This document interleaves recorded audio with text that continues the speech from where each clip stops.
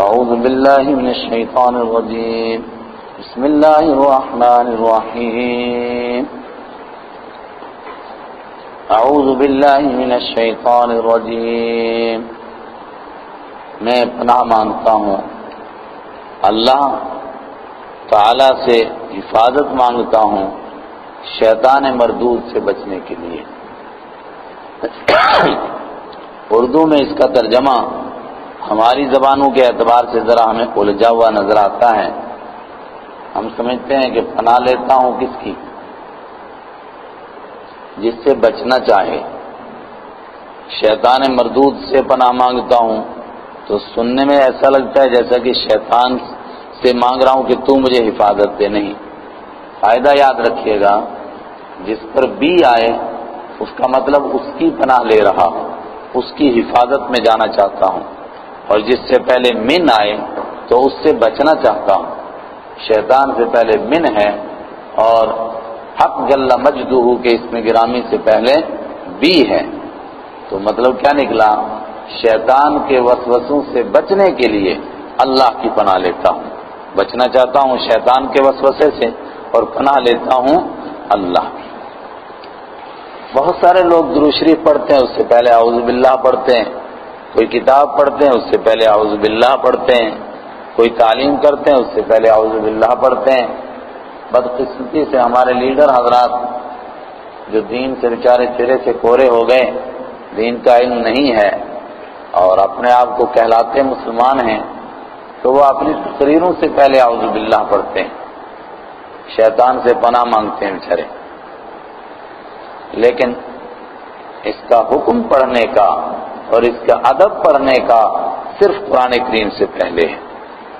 فَإِذَا قَرَأْتَ الْقُرْآنَ فَاسْتَعِذْ بِاللَّهِ مِنَ الشَّيْطَانِ الرَّجِيمِ، جب آپ قرآن پڑھیں تب شیطان سے بچنے کے لیے اللہ کی پناہ لیں، کسی اور موقع پر اعوذ باللہ پڑھنے کے لیے نہیں فرمایا گیا۔ اور اب ادب بھی یہی ہے کہ اعوذ باللہ قرآن کریم کے ساتھ خاص ہے، اس کی تلاوت سے پہلے ہی اعوذ باللہ پڑھیں گے اور کسی موقع پر نہیں۔ شیطان کو اللہ نے کھلی چھوٹ دی ہے، بڑی طاقت دی ہے، اور اس کی آخری طاقت کا اظہار ہوگا جب اس دنیا میں دجال آ جائے گا۔ کتنی طاقت ہوگی اس کی کہ زمین بھی دکھائے گا اپنی، آسمان بھی اپنا، جہاں چاہے وہاں بارش برسائے، جہاں چاہے وہاں زلزلے لائے، جو اس کو مانے ان کو راتوں رات مالدار بنا دے، اور جو اس کو نہ مانے ان کو اسی وقت میں بالکل نہنگ کر دے، فقیر بنا دے، ان کو غریب کر دے ان کو۔ اس طاقت کا اظہار تو قیامت کے قریب ہوگا، یہ بھی شیطانی طاقت ہے۔ اس سے پہلے جو کبھی کبھی آپ شعبدے دیکھتے ہیں دنیا میں، یہ شیطانی طاقت کے مظہر ہیں، تھوڑی سی ایک جھلک ہے شیطانی طاقت کی۔ اس کے علاوہ اس کی وہ بڑی طاقت ہے جو اللہ کے حبیب صلی اللہ علیہ وسلم فرماتے ہیں کہ وہ انسان کے اندر اس طرح دوڑتا ہے جس طرح رگوں کے اندر خون دوڑتا ہے۔ بس دو ہی موقع پر وہ بھاگتا ہے۔ ایک موقع تو مشہور ہے کہ جب آپ اذان دیتے ہیں تو تب بھاگتا ہے، اس لیے نہیں بھاگتا کہ اذان سے اس کو کوئی ڈر لگتا ہے، اس لیے بھاگتا ہے کہ اللہ نے یہ وعدہ لے رکھا ہے کہ شجر و حجر، زمین و آسمان کی جو چیز بھی داعی کی دعوت کو سنے گی قیامت کے دن اس کو گواہی دینی پڑے گی کہ اس نے اللہ کے دین کی دعوت دی تھی۔ اذان بھی دعوت کا ایک ذریعہ ہے، تو جو اذان کہتا ہے، جہاں جہاں مؤذن کی آواز جاتی ہے وہاں تک کی چیزیں قیامت کے دن اس کے ایمان کی اور اس کی دعوت کی گواہی دیں گی۔ شیطان نہیں چاہتا ہے کہ اس کی نیکی کا گواہ بنے، اس لیے وہ دکھی ہوتا ہے، سر پیٹتا ہوا، اور ایک روایت کے مطابق ہوا نکالتا ہوا بھاگتا ہے، اور اس کے بھاگنے سے ہی کتے بھونکتے ہیں، جہاں اذان ہوتی ہے کتے بھونکتے ہیں، اسی لیے وہ گھوس نکالتا ہوا، ہوا نکالتا ہوا بھاگتا ہے تو کتے بھونکتے ہیں۔ ایک تو اس موقع پر بھاگتا ہے، اور ایک کمزور روایت کے مطابق جب آپ درود شریف پڑھتے ہیں اخلاص کے ساتھ تو اس میں وسوسے نہیں ڈالتا، اور اگر وسوسے آ جائیں تو تب بھی قبول ہوتا ہے بشرطے کہ ریاکاری نہ ہو۔ ریاکاری نہ ہو تو تب بھی قبول ہوتا ہے، کیونکہ اذان کے لیے بھی شرط ہے نا کہ جو اللہ کے لیے اذان دے رہا ہو۔ حضرت عمر رضی اللہ تعالیٰ عنہ سے رسول پاک صلی اللہ علیہ وسلم نے عہد لیا کہ جب تم کو کوئی مؤذن بنانا ہو تو ایسا مؤذن نہیں بنانا جو اذان دینے سے پہلے کہے کہ بولو اذان دوں گا مجھے پیسے کتنے دو گے۔ ایک تو آدمی اپنے وقت کو وقف کر دیتا ہے کہ میں مسجد کی صفائی ستھرائی، ٹائم ٹیبل کا نظام، یہ سب کچھ رکھوں گا۔ اب اس کے وقت کی کچھ اجرت مقرر کر لیتے، وہ مسئلہ دوسرا ہے۔ ایک مسئلہ ہے کہ آدمی کو کہا اذان دو، اس نے کہا بولو پہلے پیسے کتنے دو گے، یہ بالکل حرام۔ ایسے ہی کے لیے کہا گیا کہ اس کو مؤذن مقرر نہیں کرنا، اگر اللہ کے لیے دے گا تو شیطان کو گواہ بننا پڑے گا، اس لیے بھاگتا ہے۔ اس کے سوا وہ نماز میں بھی وسوسے ڈالتا ہے، جب نماز میں وسوسے ڈال سکتا تو تلاوت میں بھی ڈالتا ہے، بلکہ تلاوت میں سب سے زیادہ ڈالے گا۔ کیوں؟ اس کو معلوم ہے کہ یہ کتاب جب بندہ مومن سمجھ جائے گا تو میری خیر نہیں، پھر میرے لیے قیامت ہی ہے، پھر میری ساری تحریکیں ختم ہو جائیں گی، اس لیے وہ اس میں وسوسے ڈالے گا۔ کبھی تو اس کو مجبور کرے گا کہ نہ پڑھے، ادھر کھسک جائے، یہاں سے ادھر ادھر کی سوچے، گھر میں گھومے، اور اگر پڑھے بھی تو الٹے الٹے معنی اس کے ذہن میں آئے۔ اسی لیے کہا گیا کہ جب قرآن کریم پڑھیں تو اس سے پہلے اللہ کی پناہ لے لیں۔ اور یہ حدیث بھی یاد رکھیے، اللہ کے حبیب صلی اللہ علیہ وسلم فرماتے ہیں جو اللہ کی پناہ لے لیتا ہے تو وہ اتنا مضبوط قلعہ ہے کہ پھر اس پر کوئی حملہ نہیں کر سکتا ہے۔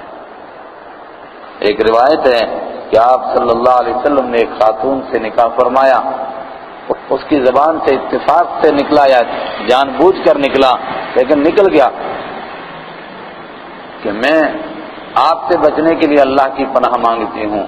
آپ نے فرمایا کہ جو ہم نے تمہیں رخصت کیا اس لیے کہ تم نے ایک بڑی پناہ مانگی، اور ان کو اسی کے اوپر جتنا کچھ دینا تھا آپ نے دے کر کے ان کو الوداع فرمایا۔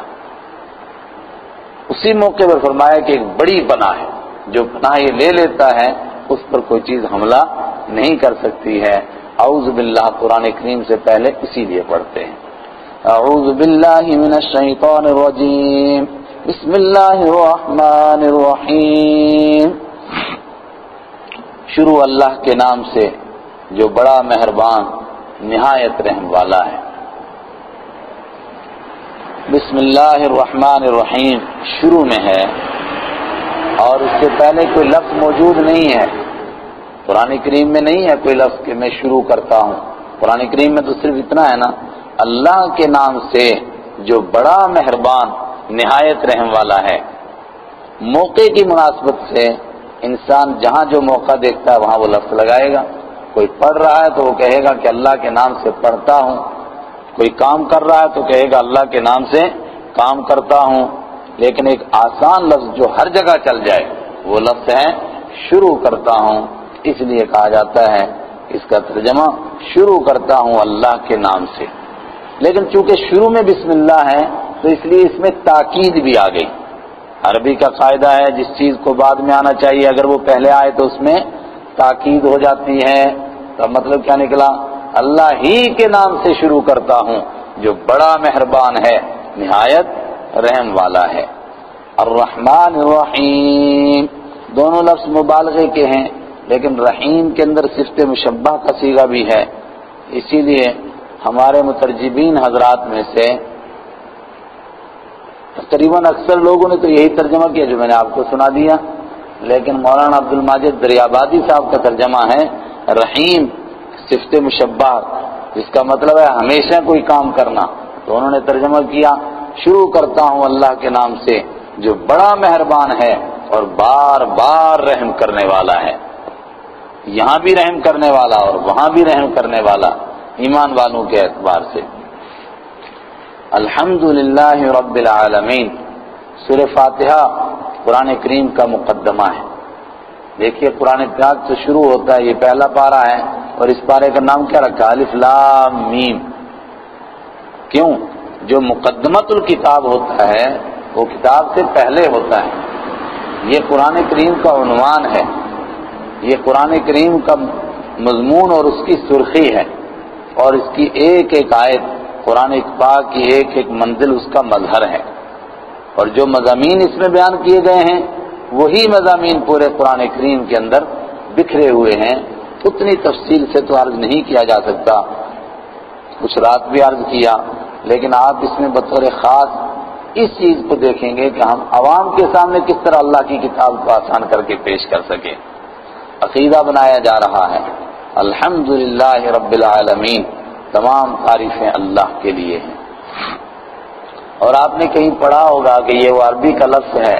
ابن تیمیہ رحمۃ اللہ علیہ نے فرمایا کہ قرآن کریم کا کسی بھی زبان میں کما حق ہو ترجمہ کرنا ممکن ہی نہیں ہے، اس لیے کہ ہر صفحے پر ایسے مقام آ جائیں گے جہاں ایک ایسا لفظ آئے گا جو عربی میں ہی ادا کیا جا سکتا ہے، کوئی دوسری زبان اس مضمون کو ادا نہیں کر سکتی ہے. ان میں سے ایک لفظ الحمد بھی ہے. الحمد کے کیا معنی؟ کسی کی تعریف کرنا، لیکن اس کی اس صفت کے اوپر، اس کے اس کام کے اوپر جو کام اس کا ذاتی ہو، کسی دوسرے کے دینے سے اس نے وہ کام نہ کیا ہو. مثلا کوئی آپ کی تعریف کرتا ہے، آپ کی ٹوپی بہت خوبصورت ہے، لیکن اس میں آپ کا کمال نہیں.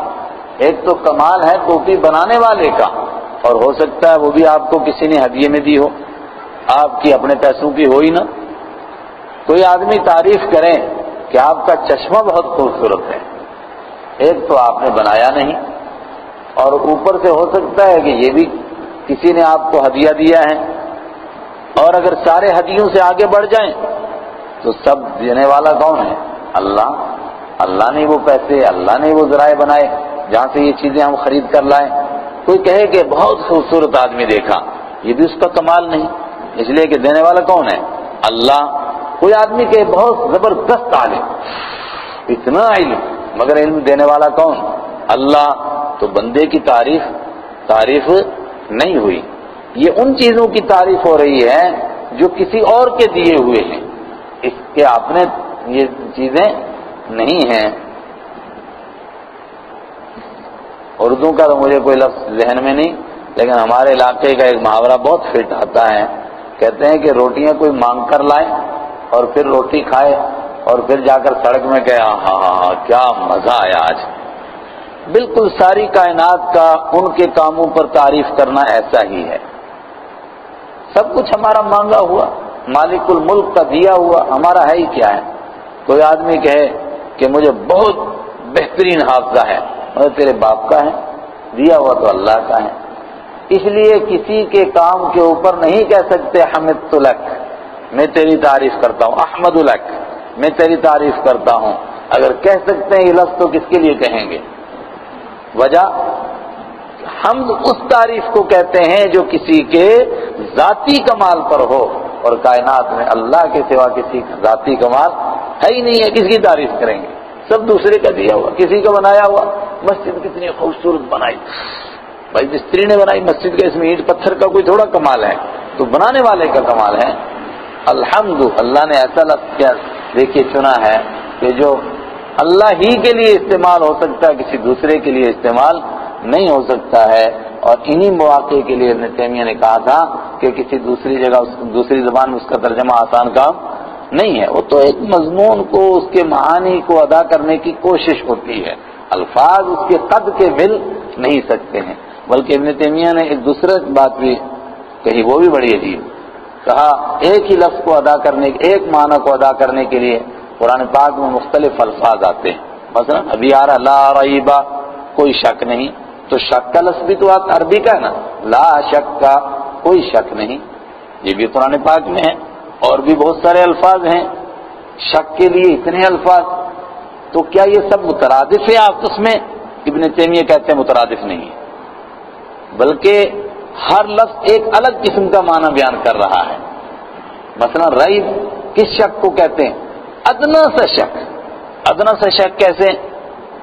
آج منگل کا دن ہے، آپ کو پکا معلوم ہے منگل کا دن ہے، کیلنڈر میں بھی لکھا ہے منگل کا دن، تھوڑا سا ایسے ہی ذہن میں کھٹکا سا پیدا ہو گیا کہ کہیں بدھ تو نہیں ہے آج، یہ ہلکا سا شک. اس شک کو ریب کہتے ہیں. لا ریبہ، اتنا سا بھی شک نہیں ہے اس میں.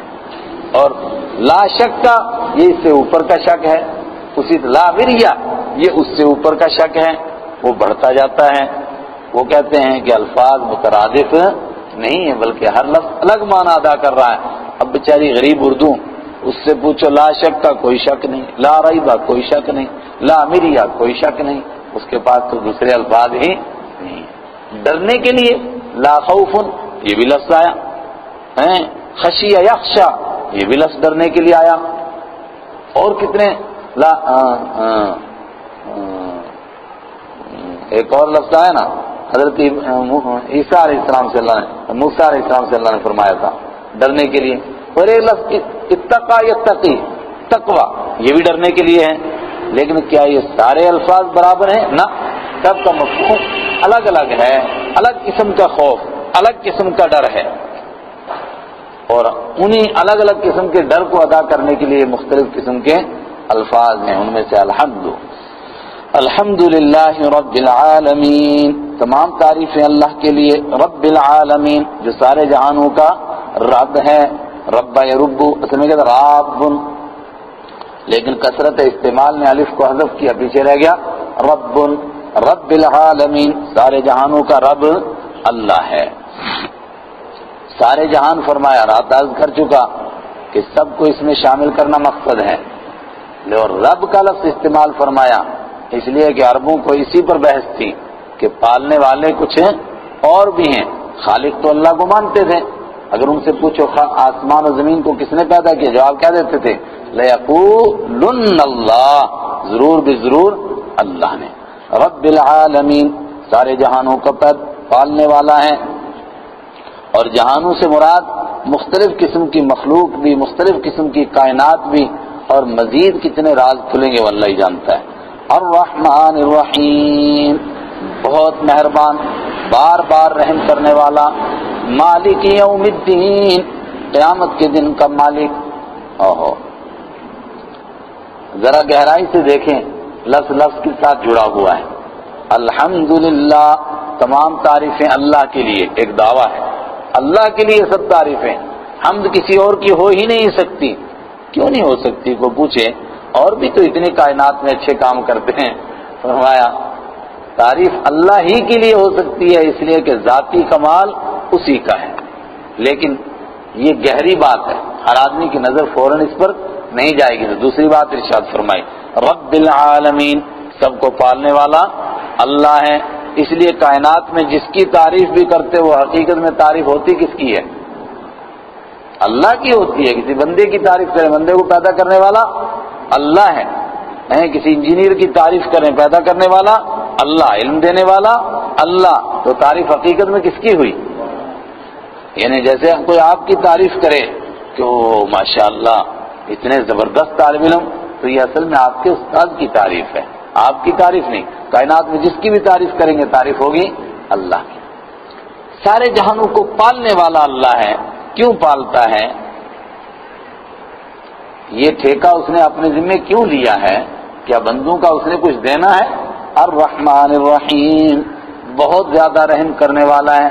یہ اس کی رحمت کا اور اس کی مہربانی کا تقاضا ہے، ورنہ کوئی اس کے اوپر اپنا حق نہیں رکھتا ہے کہ وہ اس کو پالے اور اپنا حق اس کو جتلائے کہ مجھے دے. نہ، الرحمن اس کی رحمت ہی کا تقاضا ہے. اور ایک بار نہیں، الرحیم بار بار رحم کرتا ہے، بار بار. ایک مرتبہ پالا، ایک مرتبہ دے دیا، نافرمانی کی، ناشکری کی، چھین گئی نعمت، پھر شکر گزاری کرے گا پھر ملے گی، اور نہیں کرے گا تب بھی دنیا میں ملے گی مگر آخرت میں محروم. مالک یوم الدین دنیا میں تو وہی رحم کرتا ہے جب آدمی اس کی رحمت پر غور کرتا ہے تو ہر جگہ نظر آتا ہے تو ہی تو، تو ہی تو، کچھ نہیں بس تو ہی تو. اسی کو یاد کرتے ہیں لا الہ الا اللہ، کوئی نہیں، ایک اللہ ایک اللہ. تو دھیان جاتا ہے کہ چلو یہ تو یہاں کی بات ہے، مر کر کیا بنے گا؟ فرعون نے ڈرایا تھا، کہا میں تمہیں سولی چڑھاؤں گا، ٹکڑے کروں گا. جواب کیا دیا؟ فقض ما انت قاض، جادوگروں نے کر جو کر سکتا ہے. کیوں؟ انما تقضی هذه الحیات الدنیا، تو جو کچھ کر سکتا ہے وہ کہاں کرے گا؟